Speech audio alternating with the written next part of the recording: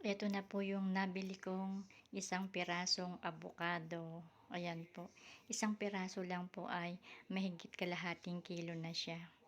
Medyo pricey din po yan.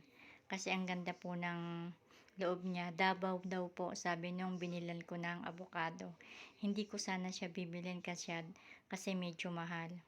Kaya lang sabi ko, itatanim ko yung buto. Aabutin ko pa yung aabutin ko pa kayang mamunga ang buto nito. Ayan po. Marami din po tayong makukuhang benepisyo sa pagkain ng abukado. Ito po ay mayaman sa antioxidants. Kaya ito'y nakakapagpalakas po. Kaya po yung mga nagda-diet, di po ba, ang kinakain po ay abukado. Nakakatulong din po ito sa mga nagpapapayat. May panlaban din po ito sa heart disease,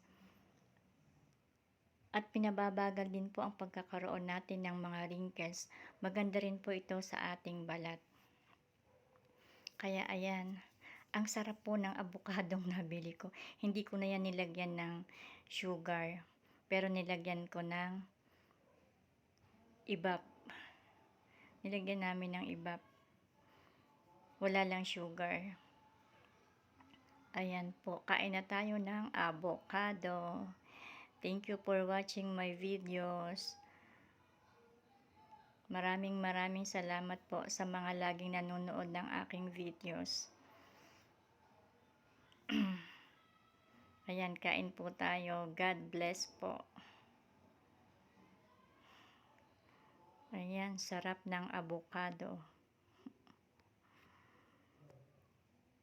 Nakakabusog din po kasi ang avocado. Kaya kinakain po ito ng mga nagda-diet. Ayan, ito na po ang aming dinner. Hindi na ako nag-rice ngayon. Yan lang po, nabusog na ako.